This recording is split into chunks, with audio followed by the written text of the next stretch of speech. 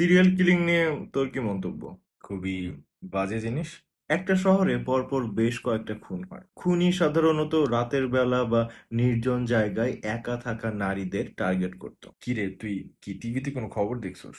না, তবে বেশিরভাগ খুনই বৃষ্টির রাতে হতো এবং প্রত্যেকটা খুনের আগে রেডিওতে একটা নির্দিষ্ট গান বাজানোর অনুরোধ আসতো। কোথায় হয়েছে এমন? ১৯৮৬ থেকে ১৯৯১ সালের মধ্যে দক্ষিণ কোরিয়ার হুয়াসাং শহরে অন্তত ১০ জন নারী এই সিরিয়াল কিলিং এর শিকার হন।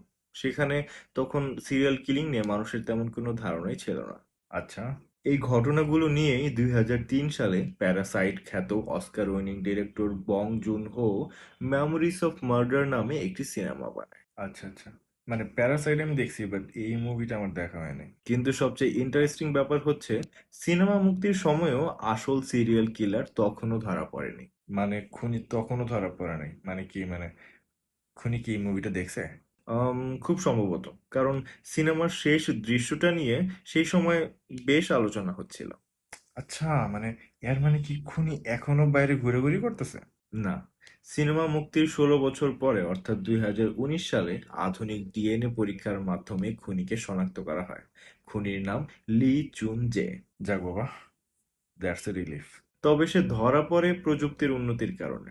পুলিশ ৮০ থেকে ৯০ দশকে অপরাধ স্থল থেকে যেসব জৈবিক নমুনা সংগ্রহ করেছিল, তখনকার প্রযুক্তি দিয়ে সেগুলো বিশ্লেষণ করা সম্ভব হয়নি। ২০১৯ সালে পুরনো প্রমাণগুলো আবার পরীক্ষা করা হলে ডিএনএ মিলে যায় এই খুনির সঙ্গে, যে তখন অলরেডি অন্য একটি হত্যা ও ধর্ষণ মামলায় কারাগারে ছিল। তারপর? পরে সে হুয়াসাং সিরিয়াল কিলিং এর একাধিক হত্যার কথা স্বীকার করে এবং তার দেওয়া তথ্যের অনেকটাই তদন্তের প্রমাণের সঙ্গে মিলে যায়। সবচেয়ে অবাক করার বিষয় হচ্ছে এইটা যে, যে মামলাটি মেমোরিজ অফ মার্ডারে অমীমাংসিত থেকে যায়, বাস্তবে সেই খুনিকে সিনেমা মুক্তির প্রায় ১৬ বছর পর শনাক্ত করা সম্ভব হয়।